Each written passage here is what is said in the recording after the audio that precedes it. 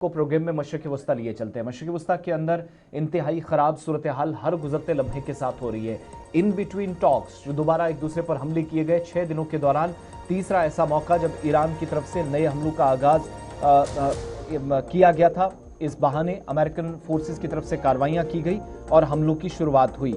इस बीच ईरान और अमेरिका के दरमियान जारी जंगी कशीदगी के दरमियान कुवैत के शुबिया बंदरगाह पर होने वाला ईरानी ड्रोन हमला भी अमरीकी फौज के लिए सबसे ज्यादा जानी नुकसान वाला वाकया करार दिया जा रहा है और अभी तक 6 फौजी जिसमें मारे गए, दर्जनों एहलकार जख्मी हुए, बाज जख्मियों की हालत तशवीशनाक भी इसमें बताई गई। लेकिन ये जो तस्वीरें आई हैं ये है अमरीकी अफवाज की तरफ से होने वाले हमले।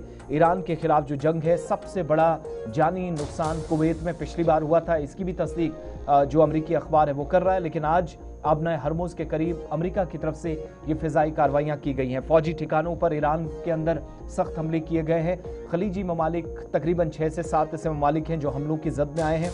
जवाबी कार्रवाइयां की गई हैं, वो थोड़ी देर में आपके सामने रखेंगे। लेकिन रेलवे इंफ्रास्ट्रक्चर के बाद अब जाकर फौजी तनसीबात को खुलकर निशाना बनाना या हमले करना, अमेरिका के सेंटकॉम के मुताबिक जो सेंट्रल कमांड है सारी सूरत हाल पर नजर रखे हुए, उनके मुताबिक उन इलाकों को उसने निशाना बनाया है।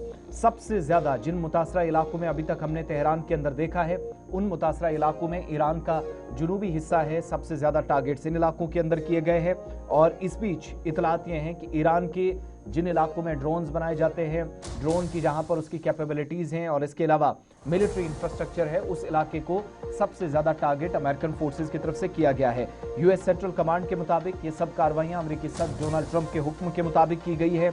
बंदर अब्बास और इसके आसपास जो जजीरा है, साहिली इलाके हैं, इनको दोबारा से टारगेट किया गया है। और ईरान के सरकारी टेलीविजन इरना के मुताबिक उन मकामात को जहां पर फौजी तनसीबात की 11 में से 10 ऐसे इलाके हैं जहां पर फिजाई हमले हुए हैं, एयर स्ट्राइक्स हुई हैं। इन हमलों में नुकसान की इतलात मौसूल हुई हैं और जो शुरुआती रिपोर्ट्स हैं, इन हमलों में इंसानी जानों का ज़ियां भी हुआ है।